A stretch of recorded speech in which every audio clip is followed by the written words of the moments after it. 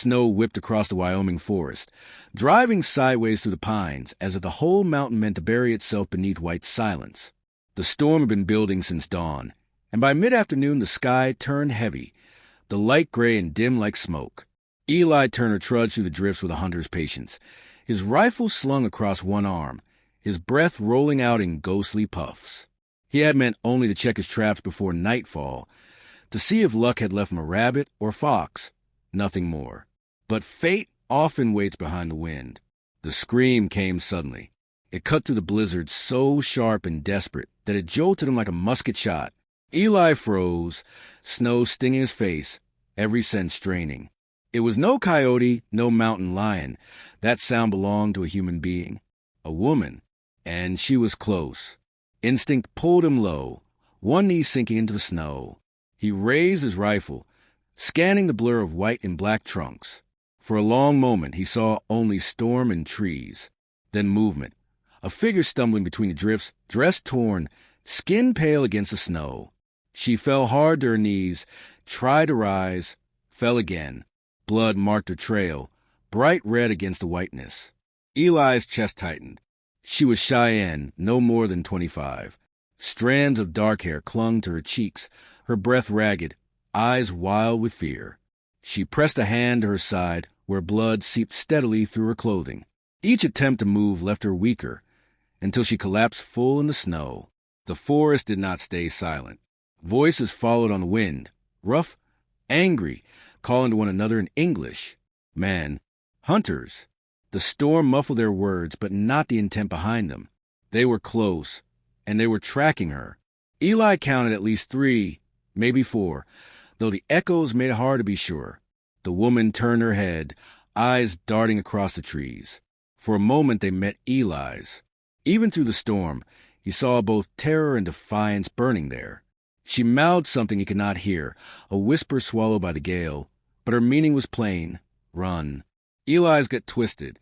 He had lived alone in these mountains for years, sworn off the causes of other men, the endless wars and quarrels that left only graves behind. Trouble was something he knew well, and trouble was what this woman carried. Every instinct told him to vanish back into the timber, let fate decide her end. But he stayed crouched in the snow, unable to look away. The shouts grew louder. Boots crunched, branches snapped, figures closing in. He saw the flash of movement through the trees, dark coats, rifles, wide-brimmed hats dusted white. One man's voice barked orders above the storm. Whoever they were, they hunted with purpose, and they would not stop until she was found. Eli shifted his rifle, finger brushing the trigger. His heart pounded hard against his ribs, a rhythm that matched the roar of the storm. The woman tried once more to push herself upright, and once more she collapsed, leaving her blood to stain the snow in a widening patch. The storm deepened, a curtain of white that swallowed sight beyond 20 paces. Eli knew the land well, every ridge and hollow, every twisted pine. The hunters did not. If he acted now, he could vanish with her before they drew close enough to see. But to act meant entanglement, and entanglement was death of another kind, the kind that chained a man to people, to promises, to pain. He ground his teeth, torn between the life he had built and the voice screaming in the storm. The woman's hand clawed weakly at the snow, reaching for something unseen. Her breath came in shallow gasps. Eli saw the strength draining from her body, like water from a cracked vessel. If left another 5 minutes, she would die there, frozen alone, prey for men who wanted more than her silence. The storm howled, carrying with it the men's laughter, cruel, certain. Eli's jaw tightened. He had not wanted company, had not wanted duty, but the mountains had chosen otherwise. With a low curse swallowed by the wind, he slid down the ridge toward her, snow collapsing around his boots. Rifle steady in his grip, he closed the distance until he stood over her. Her eyes flickered open, still burning despite her weakness. "Don't," she whispered, voice faint but edged with pride.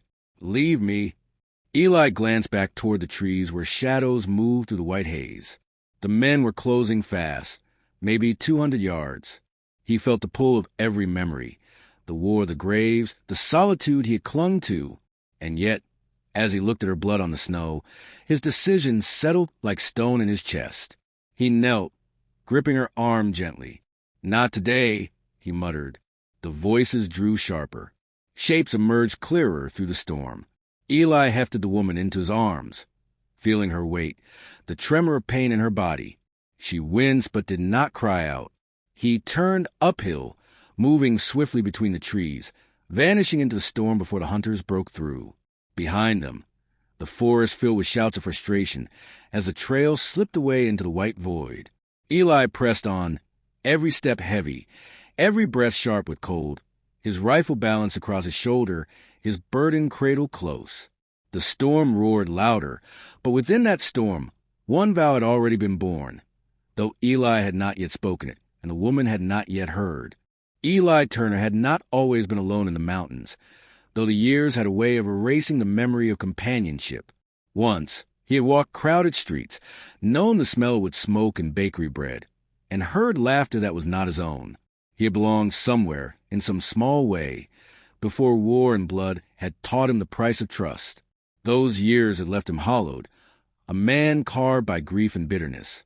Towns held nothing for him now but memories that ached like old scars, so he had chosen the mountains, cold, harsh, silent. He remembered the first winter he had spent alone. Snow had fallen heavier than usual, blanketing the peaks in unbroken white. He had no companion, no fire lit by another hand, no voice other than the wind and the occasional howl of a distant wolf. Every day was a lesson in survival, tracking rabbits, trapping foxes, melting snow for water, and finding hollow logs to shelter against the storm. Nights were the hardest. The silence was absolute, broken only by the cry of an owl or the distant snap of ice. Eli had learned to sleep lightly, always with one ear tuned to the whisper of the forest, for danger had a habit of arriving unannounced. War had changed him long before he had ever set foot in these mountains. He had been a soldier once, a boy among men, chasing ideals he barely understood. He had seen comrades die, not from the enemy alone, but from the chaos of men who could not see reason. Orders were followed, lives were lost, and he learned the value of a man in solitude. When the war ended, the world fell hollow, filled with faces that could betray in an instant, filled with promises that meant nothing. He had walked away, leaving towns, letters, even friendships behind. The mountains welcomed him not for what he was, but for what he had survived. Eli had found a kind of peace in the rhythm of survival, a hard-earned order. Days followed the sun, nights followed the stars, and the wind followed no master but itself. He kept his routines, checking traps at dawn, gathering firewood, repairing the small cabin he had claimed as his own, and watching the valley stretch in muted colors beneath the sky. He had no need for company. Even a dog, he thought, could become a nuisance. Solitude had become his companion, a steady presence he could count on. But the mountains also carried memory.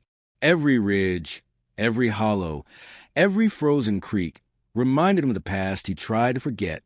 The smell of pine and snow sometimes brought flashes of war, the mud-caked boots of young soldiers, the acrid smoke of burning villages, the cries of men who were friends one moment and gone the next. He did not speak of these memories. He did not need to. They lived inside him, shaping his caution, sharpening his instincts, hardening his heart. Even among the forest silence, he had found himself haunted by dreams. In them, voices called his name, faint and accusing, sometimes pleading. Shadows of the past crept at the edges of the night, and Eli would wake with the taste of snow in his mouth and the echo of gunfire in his ears. Yet he never sought to flee the mountains again. They were a fortress, a tomb, a sanctuary. They offered the clarity of survival, without the compromise of human weakness. He had lived years without speaking more than a dozen words to anyone outside of passing travelers. He had learned to move quietly, to read the signs of the wind and snow, to anticipate the approach of animals and men alike. He carried a rifle not for sport, but for necessity, a tool and a shield. Food was measured, firewood carefully split, every step planned. In this rigid, solitary existence, Eli had found a strange comfort, a life without betrayal, without expectation, without debt to others. He had no debts to town, to friends, to lovers, to enemies, only the debt he owed to himself. And yet, for all his careful building of walls, Life had a way of breaking in. Eli remembered the first time someone had tried to enter his solitude uninvited. A stray horse wandering into his trap lines, frightened and bleeding. He had healed it, but only with reluctance. Each time since, he had reaffirmed his solitude, reminding himself that the world outside the mountains was not a place for men like him. He had made rules, clear and unwavering. No attachments, no obligations, no mercy beyond what survival required. It was during one of these long winters, the snow piled high and the wind shrieking through the trees, that Eli had thought he understood his life completely. The mountains were confined, his freedom, his escape. He believed he would remain there until his bones lay beneath the snow, unvisited, unmourned. Yet even in that clarity, a whisper lingered, a sense that solitude, no matter how hard one, could be challenged. Something outside the boundaries of his careful existence might yet demand attention. Something human, frail, yet relentless. He did not know it then, but that moment of disturbance would come sooner than he expected. The mountains were silent witnesses to his life. They had watched him suffer, survive, and endure. They had heard the quiet muttering to himself, the careful planning of traps and fires, the soft sobs when the memory of war clawed its way into the night. They had seen him grow old without a friend, without a companion, without a single human hand to ease the burden of existence. And they would see him again, for the first time in years, encounter a life that would pierce the armor he had built, a life he could not ignore. It arrived in the form of scream, carried by snow and wind, a sound so urgent it broke the rhythm of the mountains themselves. Eli would never forget it. A sharp, desperate cry, human and trembling, slicing through the white silence of the Wyoming forest. The mountains had held him long and lonely, but now they announced the end of his solitude. The storm had softened by the time Eli carried her deeper into the timber, but the forest was still a white maze of shadows and wind. He could feel her trembling against him, her body light but frail, almost as if she could slip through his fingers like smoke. Each step left a hollow imprint in the snow, and each footfall carried the quiet weight of urgency. The woman's eyes, dark and wide, scanned the forest even as her lips whispered a soft warning he could barely hear. "Leave me," she said, voice faint yet edged with defiance. "I can't. I won't slow you down." Eli tightened his hold. He had carried many burdens in his life, but none like this. Flesh and blood, fragile yet burning with stubborn life.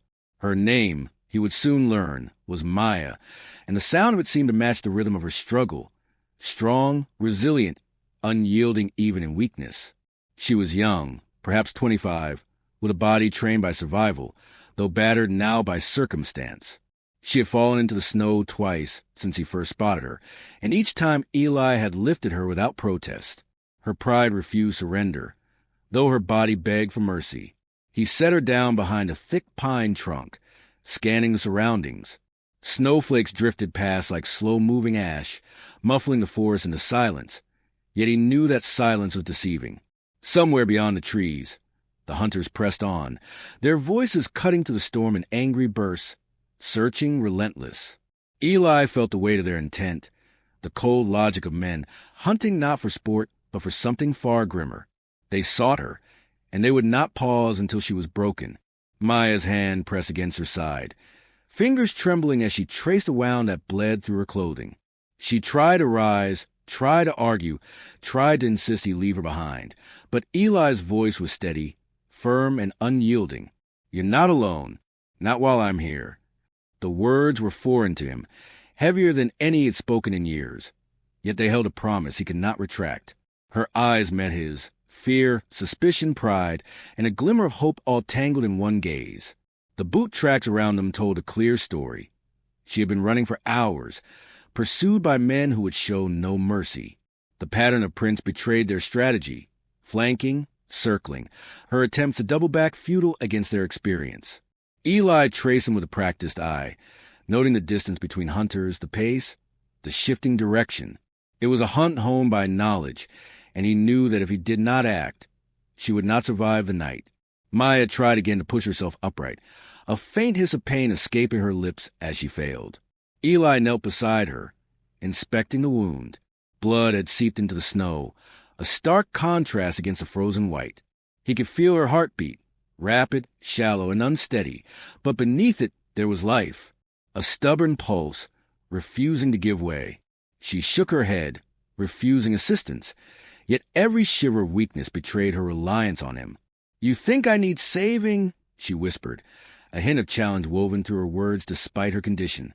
Eli met her gaze evenly. "Right now, yes," he said, his voice a low rumble. "And that's all that matters." The forest seemed to hold its breath as he scanned for a shelter, a place to hide from the hunters who pressed closer with each passing minute. His eyes fell upon an abandoned mining cabin, half buried in snow, its roof sagging under winter's weight. It was not much, but it would keep them alive, at least until they could regroup. Every step toward it was careful, measured. The snow was deep, the trees a tangle of shadows that could betray movement. Yet the promise of safety guided him, each footfall purposeful, each breath steady despite the storm and the chase. He lifted her once more, carrying her through the drifts as if she were as light as a child. Her protests were quiet now, softer, tinged with fatigue. She did not speak of the danger, of the men hunting her, but her eyes told a story. Wide, unflinching, burning with a spirit that refused to die. Eli could feel the tension in her muscles, her body bracing against him as if expecting betrayal at every moment. But he had none to offer, none at all. Reaching the cabin, he lowered her carefully inside. The interior was musty, smelling of damp wood and old ash, but it was dry and sheltered from the storm. He stacked small logs for a fire, striking flint and steel until sparks caught, the warm glow casting trembling shadows on the walls. He tore strips from his own coat to bind her wound, his hand steady even as adrenaline surged through his veins. Maya flinched at the contact, a hiss of pain escaping her, but she did not cry out. Her eyes met his, fierce and wary. "Why?" she asked simply. "Why help me?" Eli paused, words caught in his throat. No answer came immediately, only the quiet crackle of the fire and the wind hammering against the cabin walls. Finally, he said, "Because you're not alone. Not anymore." For a long moment, she said nothing, staring at the flame as if searching for hidden meaning. Then, almost imperceptibly, her shoulders relaxed. A tentative trust began to take root, fragile yet undeniable. The hunters were still out there, circling, searching, but for a moment, within the walls of this abandoned cabin, there was reprieve. Eli did not know if he would survive what came next, nor did he know if she would. But in that instant, the line had been crossed. He was no longer just a man alone in the mountains. He was a guardian, a witness to her struggle, tied now to a fate that would demand courage, cunning, and perhaps a reckoning with the past he had so carefully buried. And Maya, despite her fear, despite her injuries, had made a silent decision. She would not face the hunters alone. Not now, not ever. Her pride, her stubborn will, and her need to survive intertwined with Eli's own resolve, creating a bond forged in snow, blood, and the quiet fury of lives unwilling to surrender. Outside, the storm raged, and the hunters drew closer, unaware that their prey had found an unexpected protector. Inside, the fire crackled, casting warmth over wounds both visible and hidden, while a pact unspoken yet undeniable began to take root. The cabin smelled of damp pine and old ash, the kind of place abandoned but not yet dead. Eli Turner carried Maya further inside, placing her gently on the splintered floorboards. The wind outside rattled the thin walls like a drum, each gust a reminder of the hunters circling through the white wilderness. He stripped the remaining snow from her torn dress, noting the deep gash along her side that had already begun to darken. Her strength was fading, but her eyes remained defiant, burning with pride that refused to yield even in the face of mortal danger. Eli worked quickly, tearing strips from his coat to bandage her wound, tying them with the practiced hand of a man accustomed to survival. She flinched at his escaping her lips, yet she did not scream. Her jaw tightened, her brow furrowed. "I can handle it myself," she whispered, voice trembling but fierce. He ignored her protests, focusing on the steady pulse of life beneath his fingers. "You're not handling anything if you're bleeding to death," he said flatly, eyes scanning the snow-blurred windows. The hunters would be here soon. Every flake that fell outside seemed to carry their steps closer. Yet he moved deliberately, each motion precise, controlled, A man used to weighing risk, used to knowing that hesitation could cost lives. He could hear her breathing, shallow and uneven, and the faint tremor in her hand as it brushed against his arm. She wanted him to leave, yet she had no choice. Survival had tethered them together in ways neither could yet define. He pulled a small canteen from his pack and pressed it to her lips. She drank slowly, sips that barely registered her thirst, but nourished enough to keep her conscious. Her dark hair clung to her face, damp with snow and sweat, and Eli brushed it back gently, careful not to touch the tender wound. There was something in her eyes, stubborn, fierce, unbroken, that made him pause. He had carried many burdens in his life, but none like this.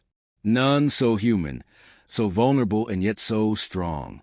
The fire he struck in the corner began to hiss and sputter, sending up small plumes of smoke that twisted toward the cabin ceiling. It was a meager shield against the storm outside, but it offered warmth, light, and a momentary reprieve. Eli fed it small logs in the stack he had gathered, watching the flames crackle and dance. He could feel the tension in her body, her pride resisting surrender even as pain lanced through her with every shallow breath. "You think I should trust you?" Maya's voice was barely above a whisper, but it carried weight. Her pride was a barrier as formidable as any wall. Eli considered the question carefully. He had not earned trust in years. His life had been built on caution, solitude, and self-reliance. Yet he did not hesitate. "I won't let you be alone," he said, words carrying more promise than he had ever voiced to anyone. There was no hesitation in them, no second-guessing, only the raw certainty of a man who knew the meaning of survival.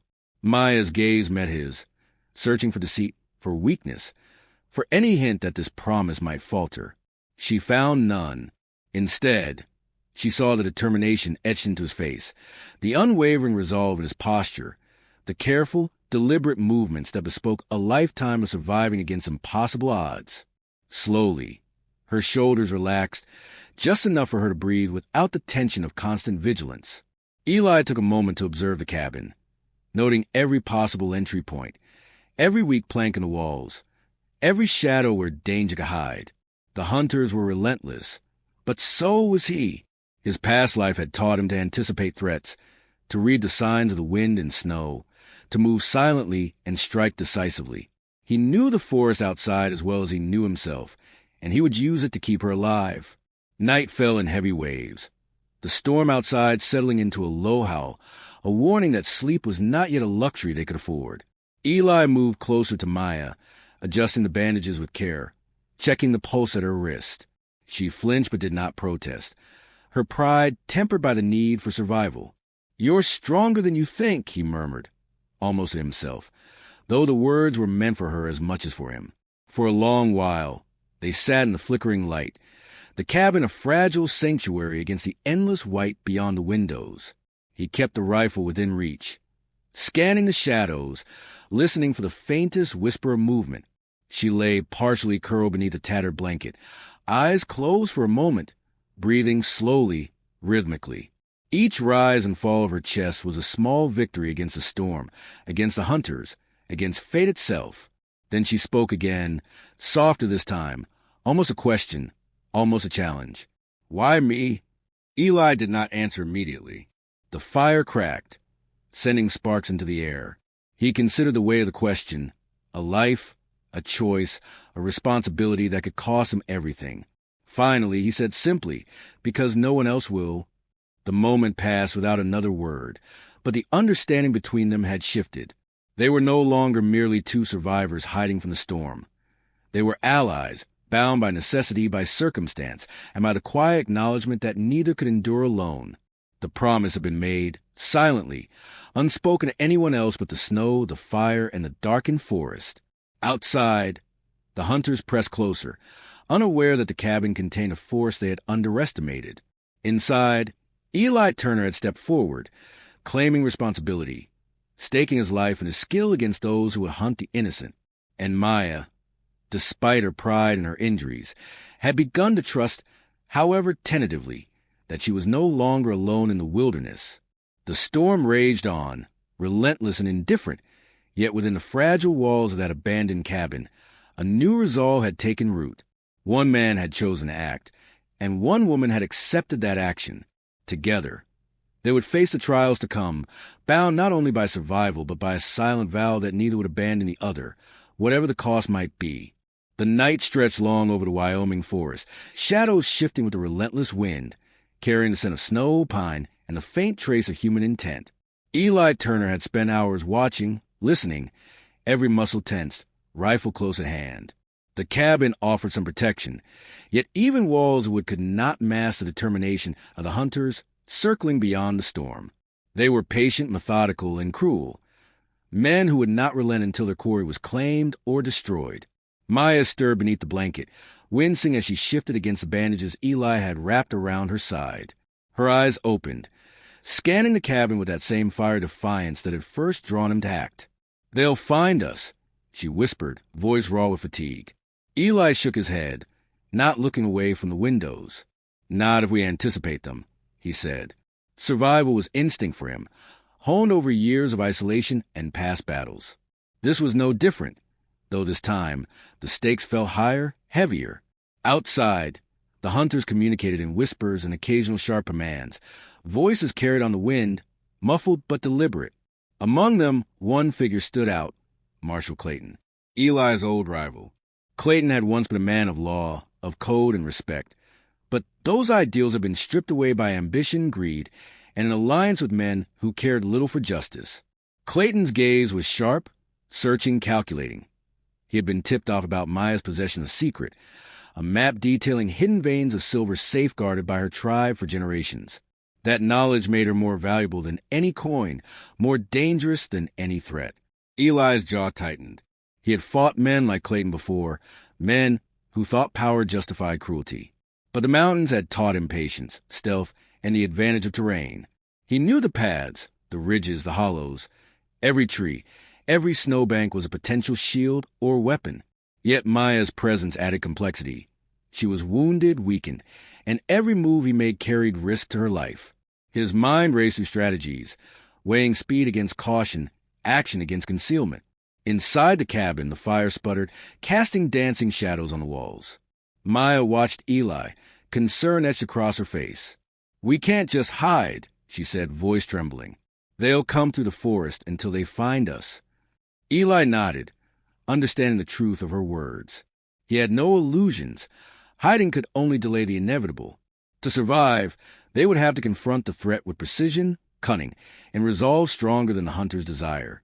The hours passed with measured tension. Eli reinforced the cabin's weak points, shifted log for better cover, and ensured their supplies, small though they were, could sustain them long enough for escape or defense. Maya assisted when she could, strength returning in small increments, determination in her gaze. She moved carefully, mindful of the wound, but the act itself was a declaration. She would not be passive. She would not cower. She would stand with him. When the first signs of movement appeared through the snow-laden trees, Eli's senses sharpened. The hunters approached cautiously, spreading into a pattern meant to flank and overwhelm. Their boots crunched softly in the drifts, muffled by wind but clear enough for a trained ear. Clayton led, commanding, his voice cutting through the storm with authority that brooked no question. Eli counted them, calculated distances, noted the spaces between trees and snowbanks. Every detail mattered. One misstep could mean death for Maya, or worse. Maya's hand brushed his as he adjusted the rifle near the cabin door. She did not flinch, though her pulse was rapid and uneven. "Ready?" she whispered. Eli's lips pressed into a thin line. "As ready as we'll ever be," he murmured. The hunters drew closer, unaware that their prey had not only survived the storm but had found protective skill in the art of survival, a man whose patience was matched by a history of cunning and endurance. Clayton's voice barked orders again, sharper now, frustration creeping in. The hunters spread, snow crunching underfoot, yet the cabin offered concealment, a vantage point, and a subtle advantage. Eli's eyes tracked every movement, his finger grazing the trigger, muscles coiled like springs. Maya moved behind him when necessary, silent, her pride now tempered by the instinct to survive. They were a team born not of familiarity but of circumstance, trust growing with each shared glance, each whispered direction. Hours dragged, a tense ballet of wind, snow, and hidden movements. Outside, the hunters probed, tested, adjusted their approach, unaware of the watchful eyes inside the cabin. Eli knew they would attempt entry eventually. Clayton would not be deterred. But each delay, each misstep by the hunters, was a victory in itself. The storm masked them, the cabin concealed them, and Eli's mind churned through options, contingencies, every possible outcome measured against the cost of failure. Maya shifted, weak but resolute. If they break in, she whispered, trailing off. Eli shook his head. Then we fight. Together. The weight of the promise pressed between them, heavier than snow, sharper than any rifle. They were bound now by necessity, by shared danger, and by a growing recognition that neither would yield. The hunters' voices rose in frustration as they drew closer, steps crunching in the snow. Clayton's strategy was unfolding, but Eli had anticipated it, countered it with silent calculation. The cabin, frail and abandoned, had become a fortress, not built of stone or steel, but of skill, patience, and resolve. Every sound outside echoed like a drumbeat, signaling the approach of men who underestimated the determination of a man protecting a woman who refused to be prey. Inside, the fire flickered, shadows leaping across faces tense with anticipation. Maya's gaze met Eli's, silent understanding passing between them. The threat was escalating, yes, but so was their resolve. They would not flee. They would not surrender. They would survive together. And when the hunters finally reached the cabin, they would find more than resistance. They would find courage, cunning, and a bond forged in the storm, unbroken, unyielding, and impossible to destroy. Dawn broke slowly over the Wyoming forest, pale light sifting through the snow-laden pines, casting long shadows across the frozen ground. The storm had passed, leaving the world silent but tense, the snow reflecting an almost unbearable brightness. Eli Turner crouched near the cabin window, rifle ready, muscles coiled like springs. Beside him, Maya shifted, her bandaged side aching but her posture unwavering. They both knew the hunters were near. The crunch of distant boots in snow, the occasional murmur, the deliberate sweep of eyes searching for a hiding place. The final confrontation was inevitable. Maya rose slowly, testing her strength. "We can't just stay hidden anymore," she whispered. Her voice carried a mixture of fear, defiance, and determination. Eli looked at her, noting the fire that still burned in her dark eyes despite exhaustion and injury. She was a woman who had faced death, who had been hunted, and yet she stood unbroken. Her defiance was contagious. For the first time in years, Eli felt a shift within himself, a rekindling of the instinct to fight, not just to survive, but to protect something beyond himself. The hunters were closing, moving in formation, unaware that the cabin contained not prey but strategy. Clayton led them, his voice sharp with impatience and authority, issuing commands in clipped tones. "Search every corner." "She can't have gone far," he barked. Eli's eyes tracked their progress, noting the spacing between men, the angles of their approach, and the patterns in their search. He calculated every possibility, every risk, every opportunity to gain the upper hand. Then, with quiet exhale, Eli made a choice. He stepped away from the window, signaling Maya with a slight tilt of his head. She understood immediately, rising fully, leaning on her strength and determination, and moved beside him. The cabin felt smaller now, more confined, but their resolve made it formidable. The hunters would soon arrive, but they would find more than they anticipated. They would find two lives unwilling to yield, two spirits intertwined by circumstance and choice. The first shot rang out, not from Eli, but from a hunter testing the cabin, trying to intimidate. The bullet shattered a wooden plank, splinters flying across the floor. Eli returned fire, precise and controlled, hitting a tree outside, signaling his presence without fully revealing their location. The hunters hesitated, unsure, calculating the risk of further approach. Maya's hand brushed against his as he reloaded, a silent acknowledgement of trust and partnership. Clayton cursed, advancing cautiously. His men followed, voices hushed but tense, as they probed the cabin's surroundings. Eli moved silently, adjusting his positioning Maya behind cover, ensuring her protection while keeping the hunters uncertain. Then he spoke softly, a statement that was more than strategy, more than reassurance. "Stay with me. Don't falter."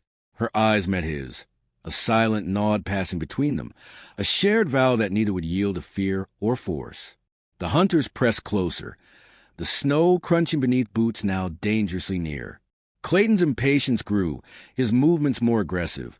But Eli anticipated, countered, and manipulated the terrain. The fire's light flickered, shadows dancing across walls, masking movement, providing cover. Eli whispered instructions to Maya, guiding her positions of relative safety while preparing to meet the threat head-on. Her compliance was reluctant but unquestioning, a sign of trust earned in the harshest crucible, the threat of death. When Clayton reached the cabin door, Eli stepped forward, rifle leveled, his stance steady, controlled. Maya moved to his side, trembling but unbroken, her presence a declaration of defiance. Clayton froze, assessing the situation, recognizing for the first time that his quarry was not merely a wounded woman, but a woman backed by a man whose resolve was absolute. The hunters faltered, their advance stalling as uncertainty replaced certainty.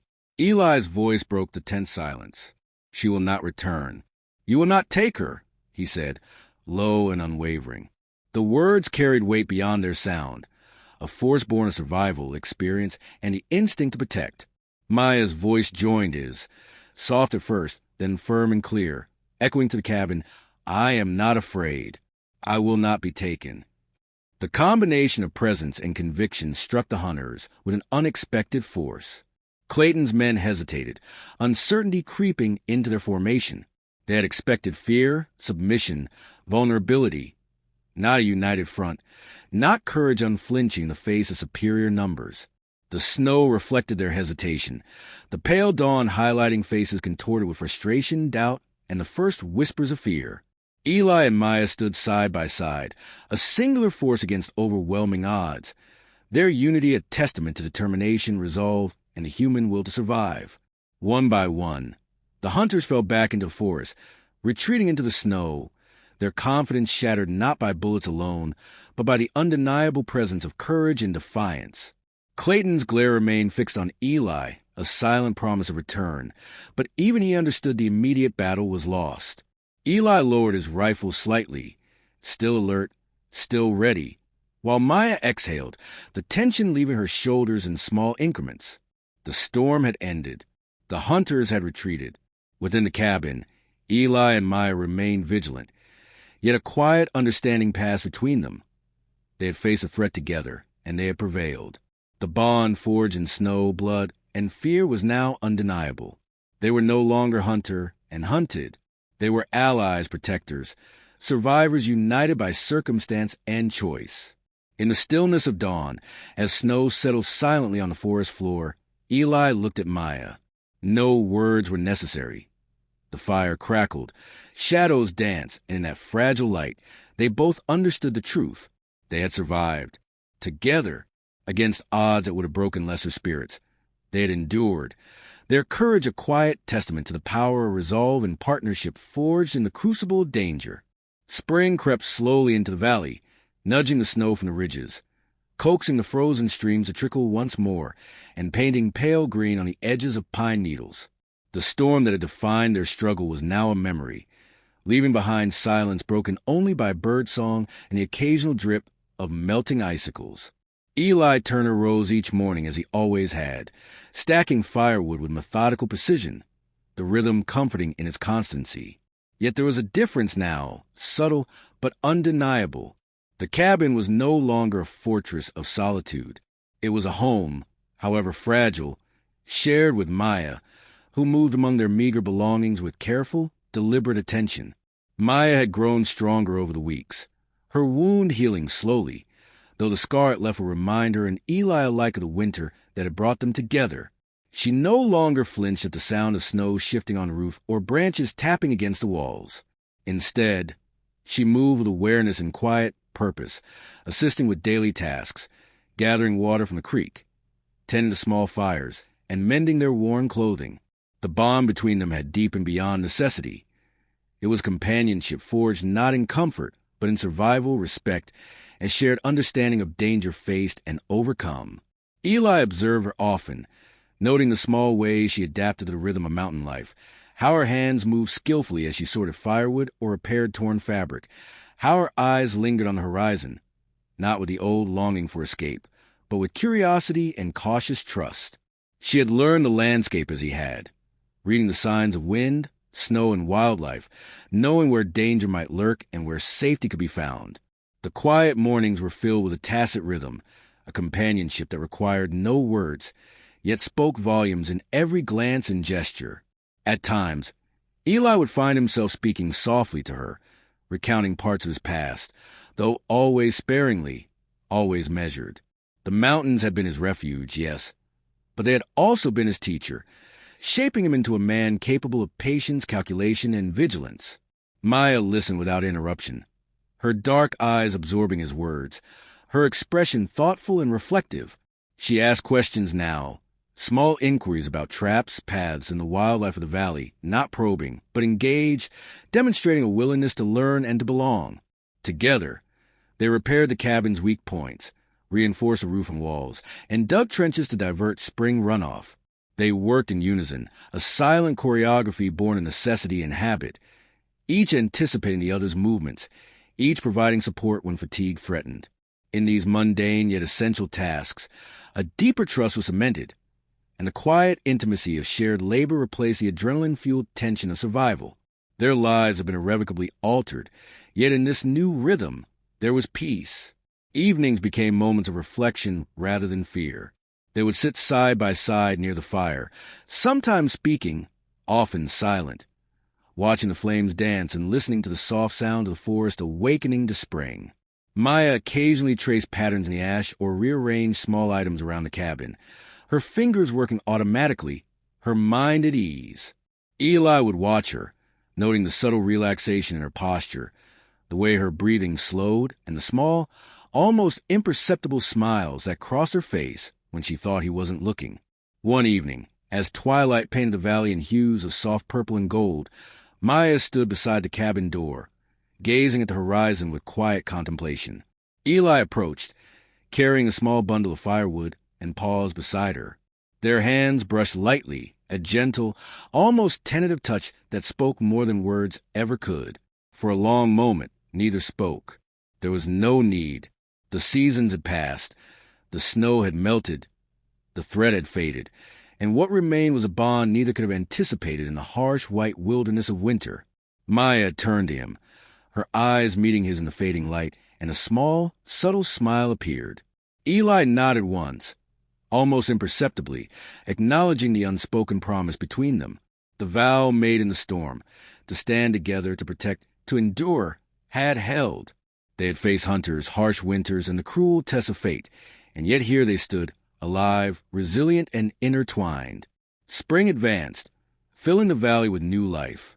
Flowers pushed through the snow melt, streams flowed steadily, and the forest hummed with growth and renewal. Eli and Maya moved through this transformed world together, no longer simply survivors, but companions who had discovered strength in one another. The mountains that had once been a sanctuary of solitude now bore witness to a different kind of life, one of quiet endurance, mutual respect, and the steady warmth of a promise kept. In the stillness of evening, as the fire dwindled to embers and the stars emerged over the valley, Eli and Maya remained side by side, hands brushing lightly, hearts quietly synchronized. No words were needed.